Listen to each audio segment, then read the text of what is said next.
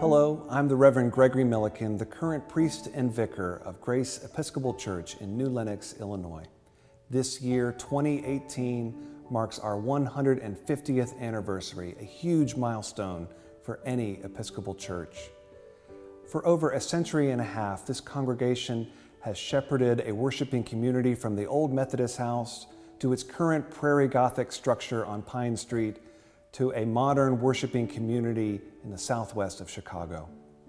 So join me now as we look back over the 150 years and reminisce and reflect on the great people and events that have made up the wonderful history of this place.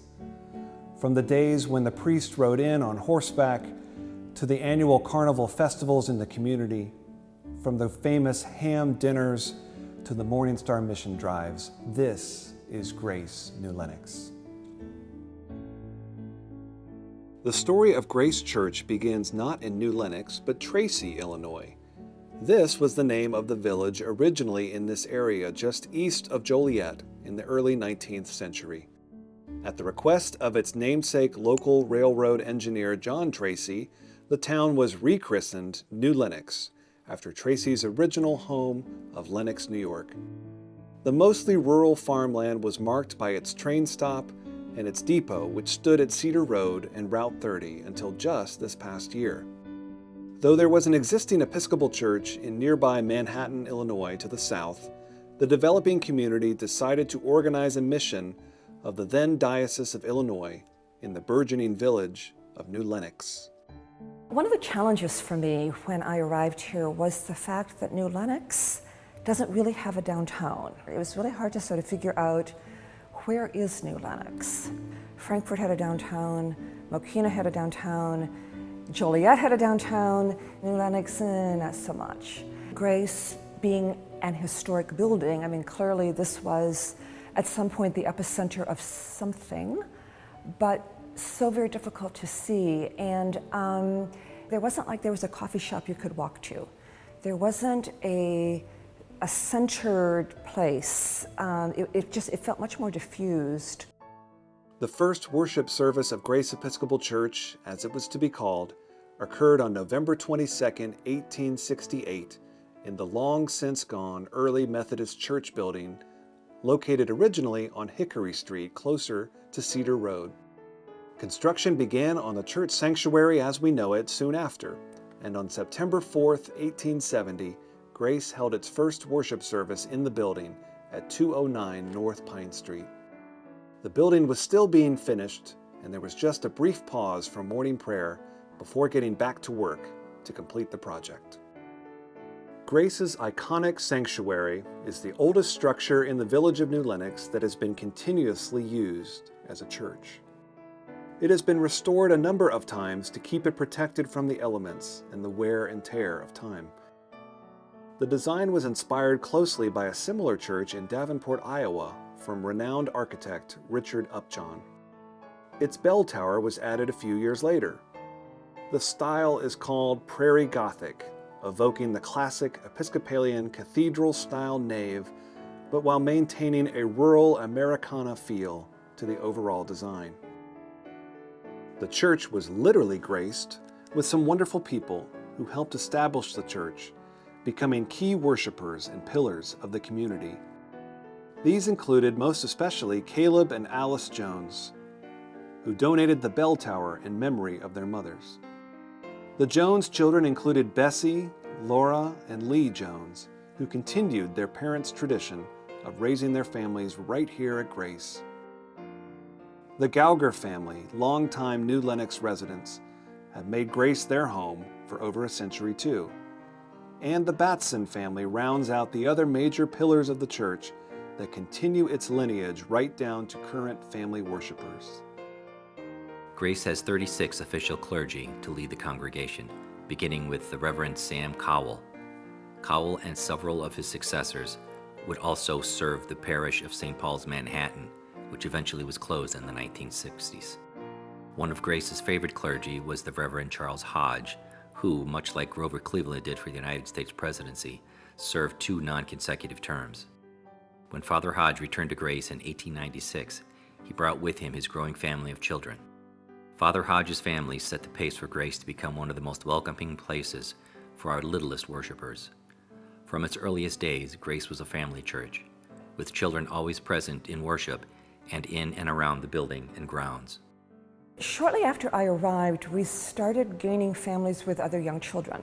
My inclination was that I wanted my daughter in church. I want kids in church. And so how much more important to have children from infancy onward be integral parts of the life of the congregation and to delight in their exuberance. I would do children's conversations before my homily. I would sit on the step and call the kids up. I had so many parishioners say, you know, I get more out of your children's sermons than I do out of your regular sermons.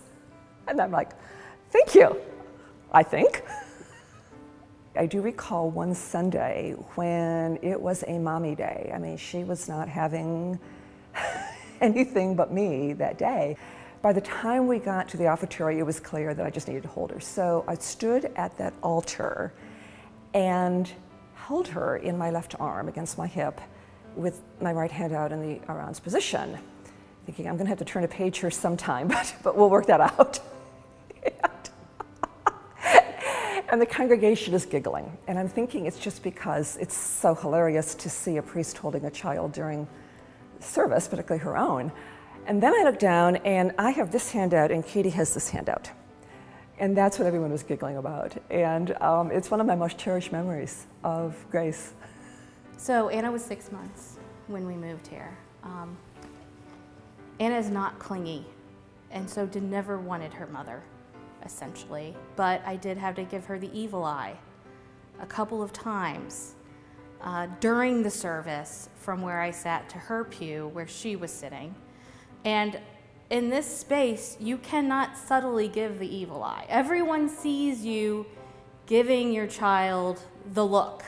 And often people would comment like, I saw you give her the eye. I was like, yes, she needs to get in line. But Anna really owned this place as her church, which is what I wanted the kids to do. One of my fondest memories of the kids was on Easter morning, we always overfilled. So much so there was standing room only and all the kids had to come up. So all the kids would leave their parents and come up and sit around where I was sitting and just kind of like be everywhere. Like they would sit next to me and then like on the floor and then they'd like spill over. And I love that. Throughout the years, it has always been the community and fellowship that has driven Grace. In the early 1900s, Grace gathered the New Lenox Southland communities for a carnival, complete with rides and treats and booths. This tradition lasted for decades. By far the most famous, or infamous, community event centered at Grace, however, was its ham dinner. For decades, Grace's dedicated parishioners would pull off a massive public dinner, complete with sliced ham, a unique raisin coleslaw, and twice-baked potatoes.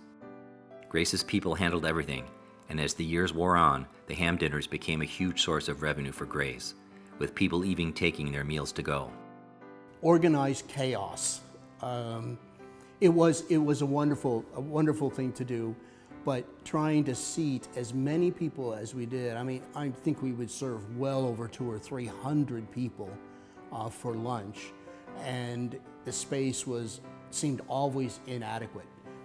And so by the time the ham dinner ended at 2 or 3 o'clock in the afternoon, everyone would be completely exhausted. And every year there was the inevitable conversation, shall we do it again? People would be here who were here every year, but that was their connection. That was their connection with Grace Church. It was something the community planned around. Grace continued its vital worship through the tumultuous years of World War II, and that would set the tone for other conflicts to face the nation and the world on Grace's watch. We did a service that night for 9/11. Actually, on that day, I was on my way into Chicago. I took the train, as I always did, and with every stop, and there were plenty between here and Chicago, as people got on, there was this buzz. You know, people weren't being the quiet commuters they usually were, sort of like, did you hear, did you hear, did you hear? We got into Chicago, and the train immediately turned around. I mean, we were not allowed off. And all of the financial district was streaming onto the train. and it was standing room only, and I had my prayer book with me. The people that were around me said, "Are you a minister?" And I said, "Well, yes, I am." And they said, "Would you pray with us?" Reverend Summers also had the dubious honor to preside at Grace during one of the closest and hotly contested presidential elections in our history. The 2000 elections were interesting because Grace is a diverse congregation in terms of where you are politically. I mean, there were yellow dog Democrats and there were, dyed-in-the-wool Republicans. And, it was a small enough place that y'all knew who each other was. And everyone worshiped together. The friendships and the connections go so deep that you know that somebody sees things differently than you, and you love them anyway. Sometimes the conflicts were right here in our church walls, signifying major theological and political differences. Every church has its thing.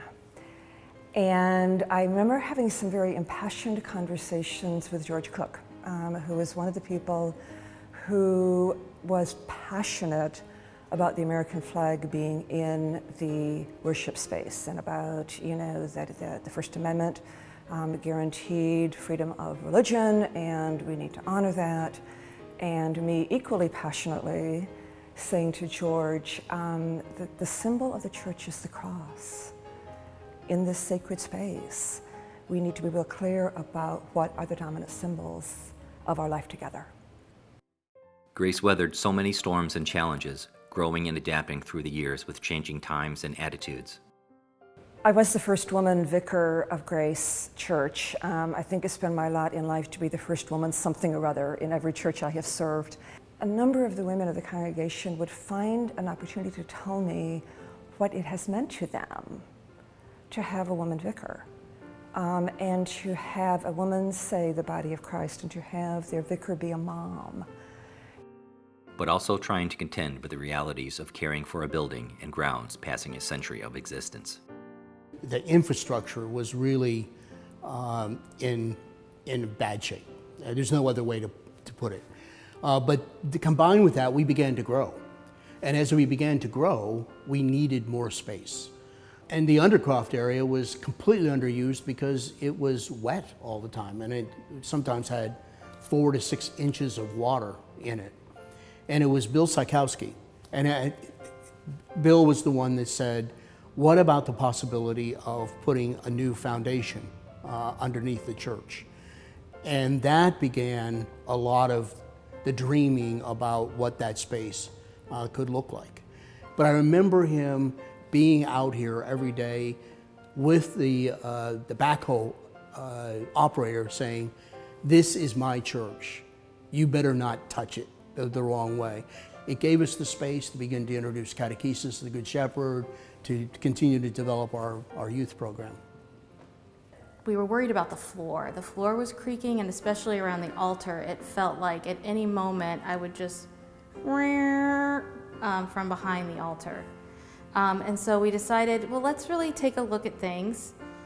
And I remember we were sort of all gathered around, and we pulled up a corner of the carpet, and we realized, like, this is all original, like, hardwood floor. Like this old house kind of, and so we just sort of went for that. We painted, we brightened it up. We were trying to restore it to sort of its original, because we had the original floor, so it's like kind of a reclaiming of the original feel of this country church. Through the updates and challenges, Grace boomed in the 1900s and 2000s, even if the ham dinners were a thing of the past. And it grew particularly in outreach ministry. One of the wonderful things we did was we had developed a youth group. One of the first things we did was a mission trip to South Dakota. I had a classmate who had just been recently consecrated as Bishop of South Dakota. He connected us with a Native American reservation in South Dakota, and off we went with a van full of kids. One of the things we did that week was we painted this little Episcopal church, painted it white, and then painted a red door on it, on the reservation. One of the boys says to the girls, he says, "That red door is so red you can see it from outer space." But perhaps the most important piece of the history of this place is the people who have filled its pews in Parish Hall, in classrooms and grounds for a century and a half. Mary Gauger was the matriarch of Grace when I arrived at Grace. She was a wonderful woman. She was the heartbeat of this place, and when she died, it was as though one of the pillars had fallen. She was a significant person in the life of this congregation and had been for a great many years. Mary Morris. Mary was the matriarch of the congregation. And when I arrived, I'm guessing Mary was in her 70s, and when I left, she was probably in her early 80s. But Mary was a force to be reckoned with in a very, very positive kind of way. But one of the stories I remember fondly about Mary is we were having a vestry meeting one night. Joan had been trying to get in touch with Mary, but every time she called, the phone was busy. We stopped the vestry meeting. The entire vestry marched over to Mary's house. And we surrounded Mary's house, banging on the door, "Mary, Mary, come on." And finally we realized that we had to find her in the house.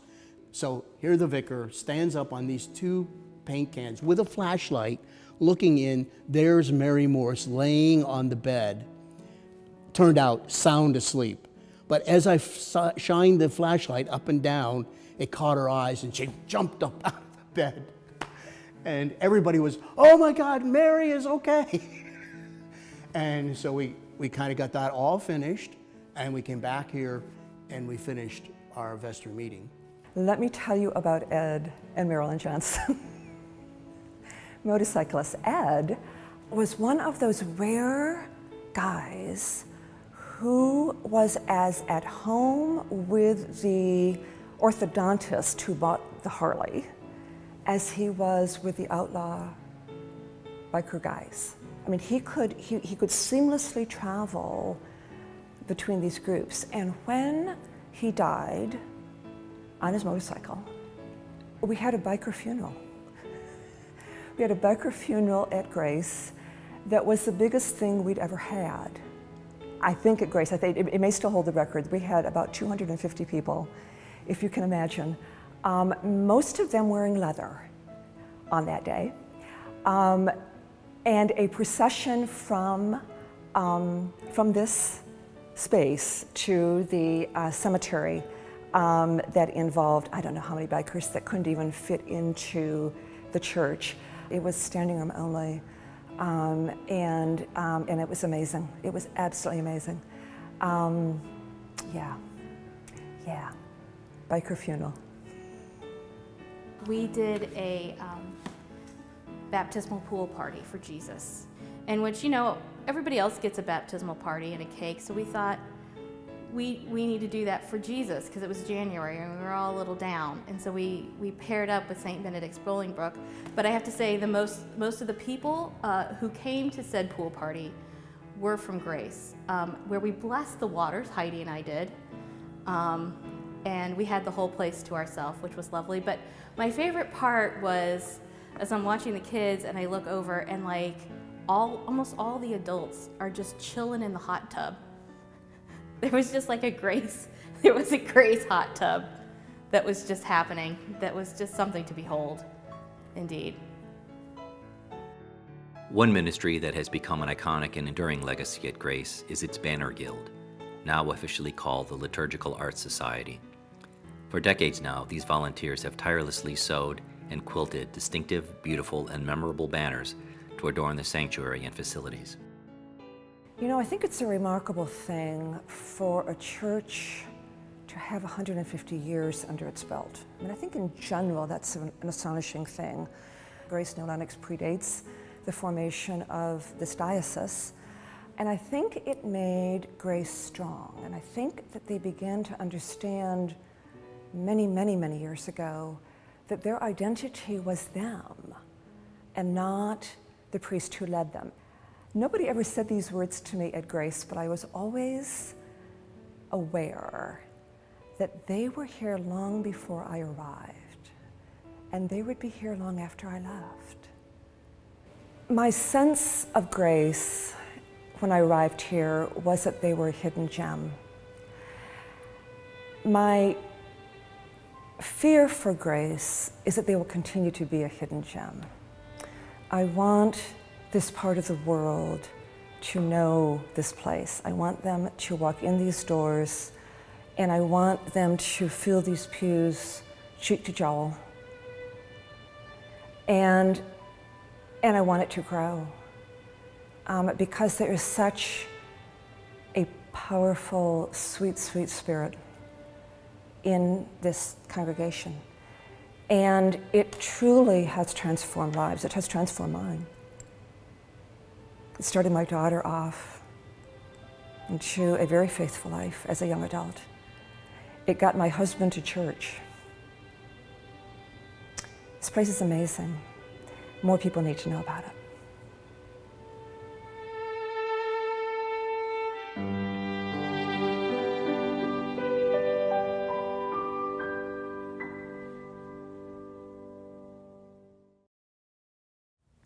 Thank you for joining us on this trip down memory lane. And as the people of Grace prepare for the next 150 years, we want to thank all of those saints and loved ones who have supported and cared for this church over its first century and a half. And of course, to God be the glory. May all of us continue to celebrate our amazing grace.